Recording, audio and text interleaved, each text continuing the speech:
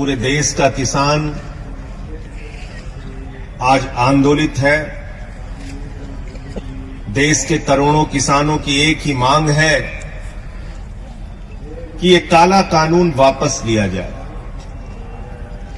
और अपनी इस मांग को लेकर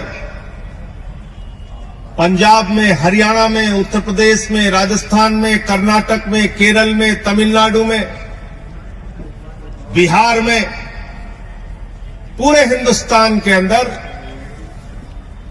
लाखों लोग सड़कों पे उतरे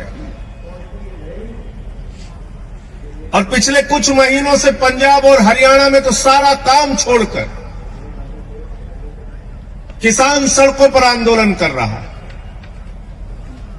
सरकार से फरियाद कर रहा है, गुहार लगा रहा है, विनती कर रहा है कि इन काले कानूनों से हमें निजात दिलाइए, इन काले कानूनों को वापस लीजिए। लेकिन ऐसी क्या जिद है, ऐसी कौन सी मजबूरी है जिसकी वजह से मोदी जी की सरकार ये काला कानून वापस नहीं ले पा रही? और वो मजबूरी मैं आपको बताना चाहता हूं। जब पार्लियामेंट के अंदर ये बिल आया, ये काला कानून आया, मैंने उसी दिन कहा था ये कानून किसानों के हित में नहीं है, बल्कि ये कानून हिंदुस्तान के करोड़ों किसानों के डेथ वारंट पे मोदी सरकार ने साइन किया है और इसलिए हम इसका विरोध करते हैं। और हमने पार्लियामेंट के अंदर माइक तोड़ा था, मुझे निलंबित कर दिया गया। पूरी की पूरी भारतीय जनता पार्टी ऊपर से लेकर नीचे तक रो रही थी, संजय सिंह ने तो माइक तोड़ दिया, संजय सिंह ने तो माइक तोड़ दिया। अरे आज तो तुम किसानों की हड्डियां तोड़ रहे हो। मुझे निलंबित किया गया तो तुम्हारी सरकार को भी निलंबित किया जाना चाहिए।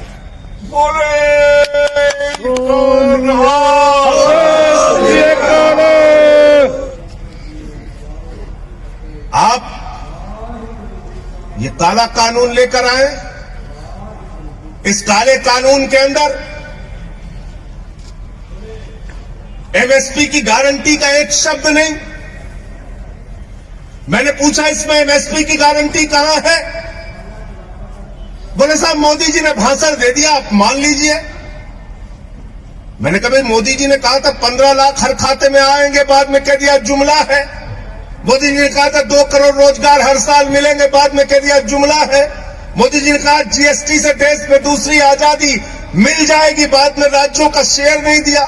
मोदी जी ने कहा था इस देश के अंदर नोटबंदी से देश की तकदीर बदल जाएगी। अब नोटबंदी के फायदे हमें गिनाना तो दूर की बात है, जो नुकसान हुए उस पर बातचीत करना नहीं चाहते। मोदी जी तो थाली के भी फायदे गिनवा देते हैं, ताली के भी गिनवा देते हैं। मोदी जी के भाषण से एमएसपी की गारंटी नहीं मिलेगी।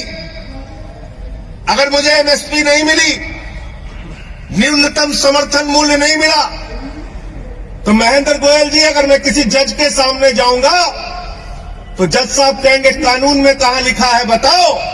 और तब मैं अगर कहूंगा कि मोदी जी का भाषण जज साहब आपने नहीं सुना, तो वो हमारी याचिका लेंगे और उसको कूड़ेदान में डाल देंगे। कहेंगे कानून से एमएसपी मिलती है, भाषण से एमएसपी नहीं मिलती, भाषण से एमएसपी नहीं मिलती। दूसरा, आपने इस कानून के अंदर कॉन्ट्रैक्ट फार्मिंग की बात लिखती, यानी किसान को उसके ही खेत में पूंजीपतियों का गुलाम बना दिया जाएगा। इस कानून में आपने असीमित भंडारण की छूट दे दी। इसका मतलब हिंदुस्तान का कोई भी पूंजीपति, अडानी और अंबानी, सस्ते में किसान से गेहूं खरीदेगा, सस्ते में किसान से धान खरीदेगा, सस्ते में फल खरीदेगा, सस्ते में सब्जियां खरीदेगा और सबका भंडारण करके अपने बड़े बड़े कोल्ड स्टोरेज में रखेगा। और जब बाजार में उसकी कमी आ जाएगी तो महंगे दामों पर हमको आपको बेचेगा। इस देश में जमाखोरी, कालाबाजारी और महंगाई को मोदी सरकार ने इस बिल के माध्यम से लीगलाइज करने का काम किया है। वैधता प्रदान करने का काम किया है। आप कहते हैं ये बिल किसानों को समझ में नहीं आता। मोदी जी भाषण देकर समझा रहे हैं, उनके मंत्री भाषण देकर समझा रहे हैं, कहते हैं बिल समझ में नहीं आया, बिल समझ में नहीं आया। अरे मैं तो ये कहना चाहता हूं, किसानों को ये बिल समझ में आ गया है, ये आपकी प्रॉब्लम है। ये आपकी प्रॉब्लम है कि किसानों को ये बिल समझ में आ गया है।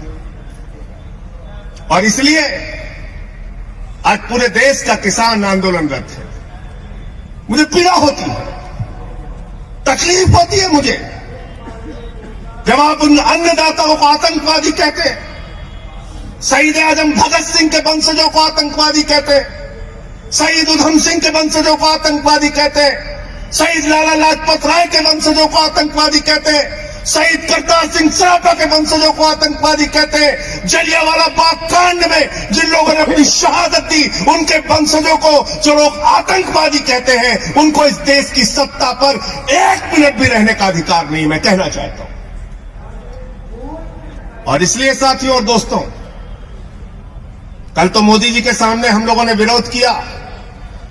हमारे साथी सांसद पंजाब के भगवंत मान जी ने जमकर विरोध किया और उनके बहरे कानों में आपकी आवाज पहुंचाने की कोशिश मैंने की।